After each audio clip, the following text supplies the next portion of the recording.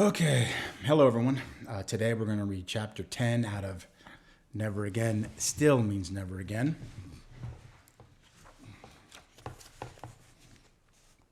Okay, chapter 10, How to Be and Stay a Psycho. And the quote up top, quote, "To attain our aim, we should stop at nothing, even if we must join forces with the devil," unquote. Adolf Hitler. The Dirlewanger Brigade deserves a chapter unto itself.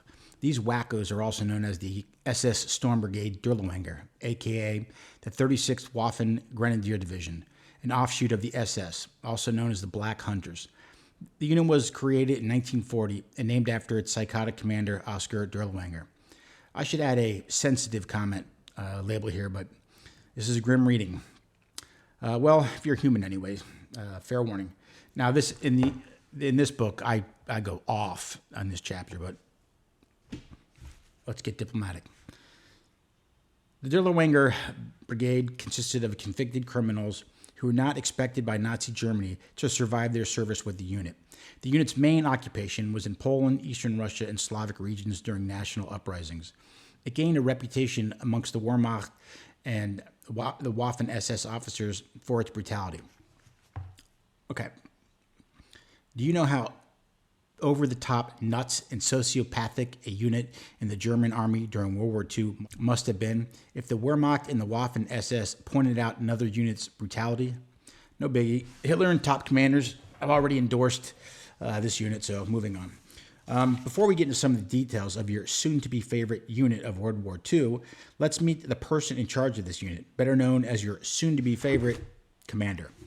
The person put in charge of this unit was Oskar Dirlewanger.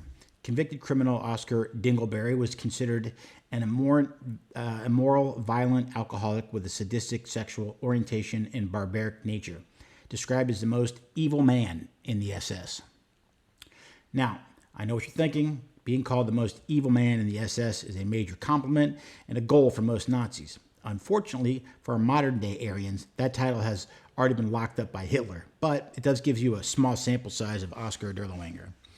Dirlewanger joined the Nazi Party in 1923 and was sentenced to 2 years imprisonment for the statutory rape of a 13-year-old and stealing government property in 1934. You must be joking. Statutory rape was a 2-year sentence, along with stealing government property? Yeah, what a great utopia to look forward to in that country. Apparently, Dirlewanger could not get enough rape under his belt and was rearrested for sexual assault and sent to a concentration camp at Veldsheim. In desperation, he called his old World War I buddy, Gottlieb Berger, who was now a senior Nazi working with Himmler and others. Berger used his influence to help Dingleberry join the Condor Legion. So, if you're keeping score at home, as the future head of an entire brigade, Dirlewanger had 1 statutory rape, 1 sexual assault, 1 theft of government property, with a total jail time of 2 to 3 years. I will never forget that these maniacal madmen murdered, maimed, and decimated my family, my Jewish family, and are now known as the dog feces on the bottom of history's shoes. I guess I can put this question here. Why did so many people have to be tortured? What compels that amount of people to torture children, the handicapped, and the elderly? What on earth happened to the German civilians? The nice, kind-hearted, respectful Germans who would go on to torture and murder at rates that can't be comprehended. Again, I get the somewhat brainwashing aspect of a good portion of the Germans, but most people cannot and will not torture somebody, and certainly nowhere near the levels that the Nazis were doing it. Do the hate groups in the U.S. really approve of this? If so, wouldn't you agree that Jews and other minorities have the right to protect their families by any means necessary? If you're going to continue to promote your kind of behavior, I believe we do. I mean, you couldn't possibly argue after, hearing all this, could you? Gottlieb Berger was an SS Obergruppenführer und General der Waffen SS, responsible for the Schützentafel recruiting during World War II. After the invasion of Poland in the mid-1940s, he arranged for Dirlewanger to command and train a military unit of convicted poachers for partisan hunting. You read that right. You see, the Ministry of Justice received a phone call from Himmler's headquarters informing them that Hitler has decided to give suspended sentences to so-called honorable poachers, and depending on their behavior at the front, to pardon them. Now, this is something I have no problem with. I'm certainly not absolving Nazis, but to let convicted poachers out to fight in a war is a nothing burger to me. The real problem was that Germany was run by a psychopath, and I think we can all guess how this would all play out. Dirlewanger was sent to the Oranienburg concentration camp in 1940 to take charge of 80 poaching convicts who were temporarily released from their sentences. After 2 months of training, 55 were selected, and the rest were sent back to the camp. The 25 guys who didn't make it must have been world-class, and I mean world-class degenerates. Like, next level. Unless Dirlewanger initially thought he was putting together a Tier 1 elite fighting unit. Regardless, if anyone could ever find out anything that happened to any one of those 25 geniuses, you got yourself a movie deal. Those guys are morons. Dirlewanger was then promoted to SS Obersturmführer by Himmler, overseeing 300 men. In came an influx of criminals and the criminally insane. Shocking. Impossible. A lie, I tell you. There's no way Hitler would agree to that. Unless he said to his fellow Germans, quote, "I told you I would get rid of all the crime. Look, our jails, prisons, and psych wards are all empty." End quote. Thanks, Herr. Germany is free. Hitler, Himmler, Goering, etc. had to have been thinking, why just kill and murder soldiers or civilians when you can torture or rape them first? Those poachers were way too congenial for combat, so bring on the sociopaths. Within a couple of years, the unit had grown into a band of common criminals. Shocking. Accordingly, the unit's name was changed to Sonderkommando Dirlewanger, Special Unit Dirlewanger, or, as Hitler liked to call it, the psychos who torture, maim, and murder all throughout Europe. As unit strength grew, the name was again changed to SS Totenkopfverband and redesignated as the SS Sonderbataillon Dirlewanger. It eventually grew into a brigade. Well, where could this unit be getting all these new young gung-ho men for them to grow so quickly? Straf battalions, prisoner units, were penal battalions, but operated, quote, normally, meaning they were understaffed with a low arsenal for detaining soldiers who had committed minor offenses. Also in Germany, all the Straf battalions operated under the German military police, except one. Any guesses? Recruits convicted of major crimes such as premeditated murder, rape, arson, and burglary were sent to the Dirlewanger Brigade and committed atrocities on such a scale that even the brutal SS complained. Yeah. Someone from the SS complained about this unit's brutality. There is less than 1% chance I believe that. Hitler and his psycho friends encouraged this behavior. I wonder what cabinet position Hitler had picked for Dirlewanger, or what kind of medals he couldn't wait to give to Dirlewanger and his soldiers. Do you think a lot of these guys in this unit qualified for the Knight's Cross? Since hate groups obviously support Nazis, their philosophies, military strategies, and war crime achievements, can you think of a U.S. medal equivalent that you would have awarded those guys? Let's look at the operational history of your Nazi brothers in arms.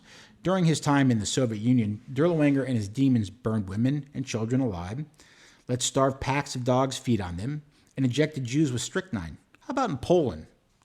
In August of 1940, Dirlewanger guarded the region of German-occupied Lublin, Poland. It's the site of a Nazi-established Jew reservation under the Nisko Plan.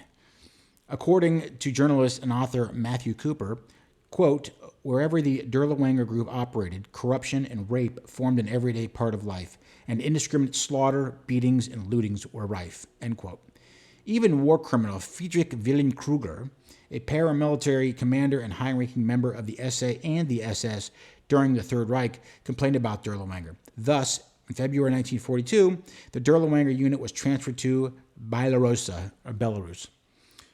Well, okay, quick question. Of the thousands and thousands of various units the Nazis put together and all the atrocities that the Nazis committed, how many units do you think were transferred for unlawful behavior? Of course, they didn't disband these crackpots. Nope, they just moved them somewhere else. Nice job, Friedrich. Oh, and Friedrich, this might surprise you, but there are people in Belarus too, you nitwit. I mean, if Attila the Hun had a group of cannibals available to fight, the Nazis would have found a place to send them, and the Dingleberry unit was doing a lot more than just unlawful behavior. In Belarus, the unit was overseen by Erich von dem Bach-Zelewski, and cooperated with the Kaminsky Brigade, a militia force comprised of Soviet nationals under the command of Bronislaw Kaminsky. There, the Derlwanger unit's typical mode of operation was to lock civilians in a barn, set it on fire, and machine gun those who tried to escape. Historian Timothy Snyder notes in his book Bloodlands, Europe between Hitler and Stalin, quote, as it inflicted its first 15,000 mortal casualties, the Special Commando Derlwanger lost only 92 men. Many of them, no doubt, to friendly fire and alcoholic incidents. A ratio such as that was possible only when the victims were unarmed civilians. Timothy, these morbid jackasses lost 92 soldiers in their own unit while murdering 15,000 unarmed civilians. That's 92 soldiers. These anti-Semitic and racist morons lost 92 of their brothers while killing unarmed people. How is that possible? Were they playing various games like how many live grenades they could hold in their hands at one time? Were they excessively drunk and trying to shoot apples off each other's heads from a German tank? Has anybody found out any information yet on the 25 guys who were left out of this unit? Did they maybe line up the firing squad in a circle? How is it remotely possible to lose 92 soldiers against unarmed civilians? In September 1942, the unit murdered 8,350 Jews in Bernavsky Ghetto, and then a further 389 people labeled bandits. According to historian Martin Kitchen, the unit committed such shocking atrocities in the Soviet Union in the pursuit of partisans that even an SS court was called upon to investigate. With all due respect, Mr. Kitchen, I'm calling there's no chance on an SS court being called upon to investigate. More likely, they were awarded medals for what this unit had been doing. And even today, you get applause, accolades, and pats on the back from people who support Nazis. Of course, none of these neo-Nazi fanboys has ever seen mutilation, torture, and experimental surgeries up close, but no need. Their Nazi heroes in the field did it for them. An SS court investigating an SS unit? Come on. Before the end of World War II, this unit became a brigade. That's right, only Hitler and his underlings in the Nazi Party would expand a unit of clinically diagnosed psychopaths, sociopaths, schizophrenics, delusional pedophiles, rapists, whatever, to almost 5,000 soldiers. I will ask again, what on earth did Hitler say or do that makes today's neo-Nazis want to emulate him and the Nazi Party? You must know by now he couldn't have cared less about you, your family, your friends, no one. I mean, what is it? There must be something that draws you into this whore. A raving, extremely selfish, over-the-top embezzler and multi-year drug addict who systematically murdered 11 million plus civilians while killing millions of his own civilians and soldiers had no care or sympathy for others, and that would include the haters today. So why? What's the attraction for Nazi war crimes, murder, and mayhem? Hitler killed his own friends, generals, and anyone, and I mean anyone, who disagreed with him. I can go on and on. All of it, every part of his reign in Germany was always about him, especially as the war raged on. If you can't see it by now, his use of military and especially Nazis was to further his agenda and his alone. If you can't distinguish between these obvious examples of good and evil, then you have a problem much larger than attending hate groups. All right, let's move on to 1943. In May, all criminals became eligible to volunteer for service in the regiment, and 500 men convicted of the most severe crimes joined. In August, a 3rd battalion was authorized. In November, the regiment was sent to the front line to halt the Soviet advance and suffered extreme casualties due to Derlwanger's ineptitude. Yet, he received the German Gold Cross in December in recognition of his earnestness. But by then, the unit was comprised of only 259 men. More, quote, amnesty criminals, unquote, were sent to rebuild the regiment, and by late February 1944, bam, it was back at full strength. First off, this must have been the easiest unit to refill in the history of refilling units. Derlwanger should have been able to have had that unit replaced by the weekend just from camp guards. I understand the definition of criminal, but I certainly don't know the definition of a criminal as the Nazis knew it. My guess is, as the war dragged on, the ability to sneeze would get you in a Nazi unit somewhere. Derlwanger's unit eventually became brigade size, roughly 4,500 to 5,000 men.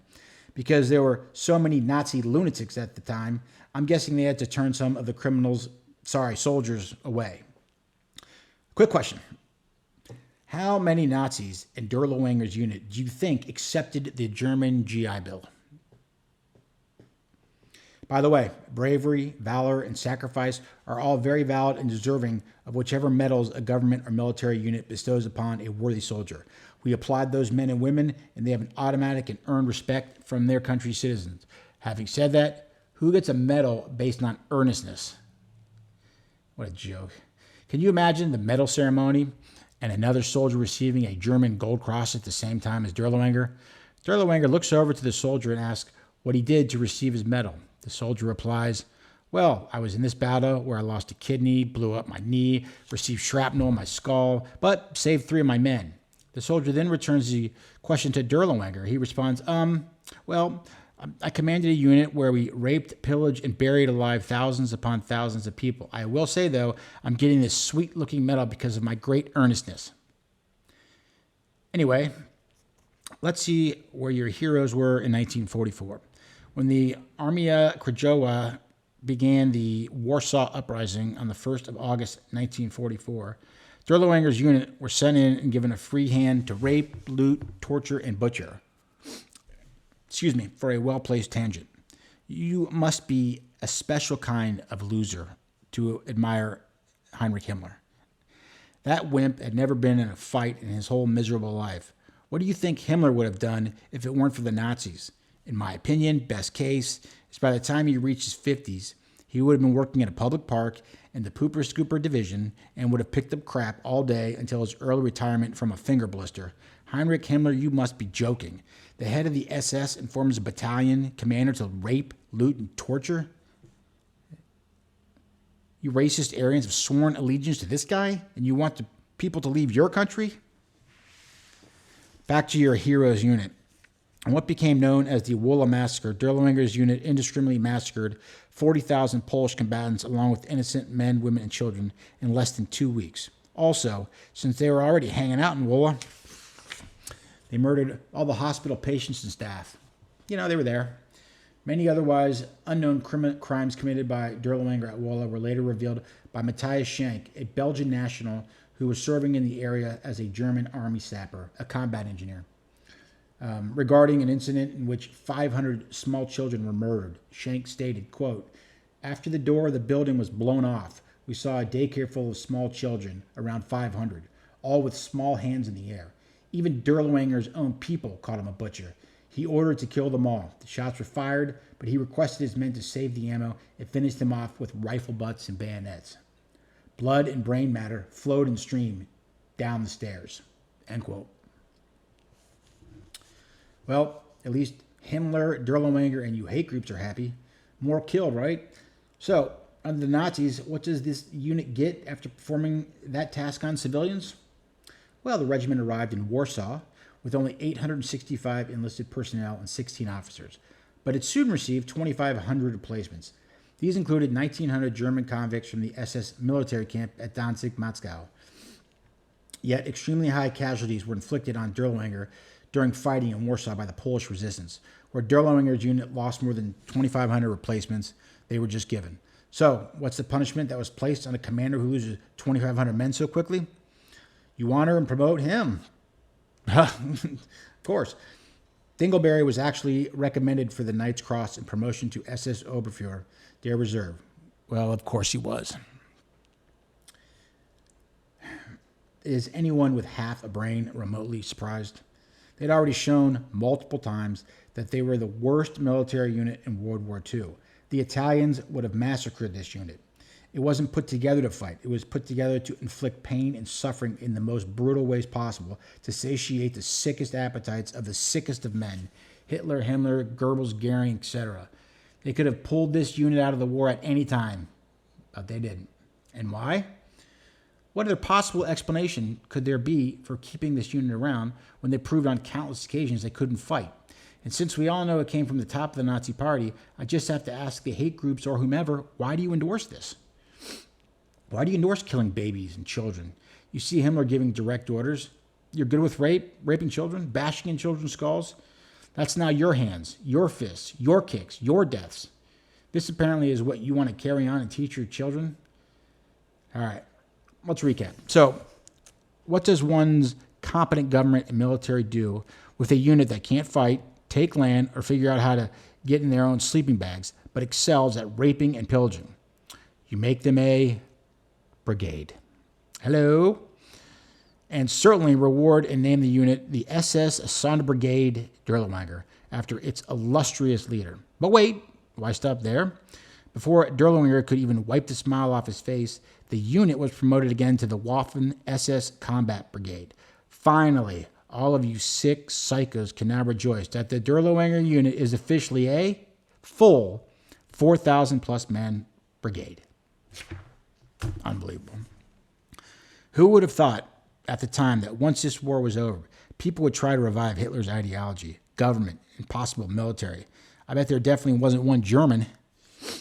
You've been had. Believing this crap, you've been had.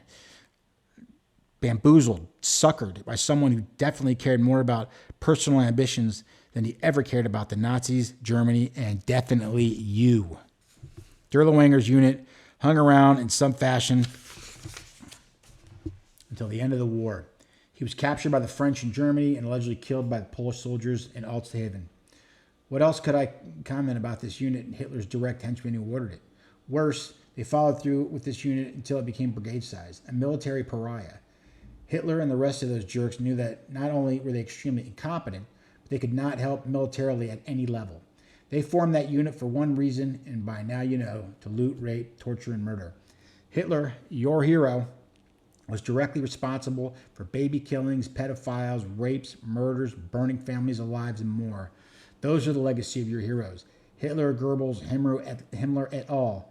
These are the people you admire, revere, and brag about. What happens when you begin to full-on emulate Hitler's actions? Are you going to murder the innocent?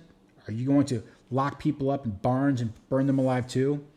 It would be one thing if a bunch of psychos found each other and started a rogue group that committed atrocities, disgusting, and definitely not acceptable. But there is absolutely no justification, none, that the heads of the Nazi Party formed this group and others. You hate groups need to explain why you endorse this kind of ridiculous nonsense. As a reminder to the men and women of the U.S. military involved in some of these hate groups, those of you who have chose to join the United States military swore to uphold the Constitution to protect, serve all citizens of the United States. If you did not faithfully agree to your sworn oath to protect everyone, fine. It's your choice. It's fine. However, you need to immediately relinquish your service, either currently serving or a vet, and reclassify and accept an immediate dishonorable discharge. Evil ranking, or as you remember from the other ones, cocksucker ranking, a 9. That's how bad these guys were. Thank you.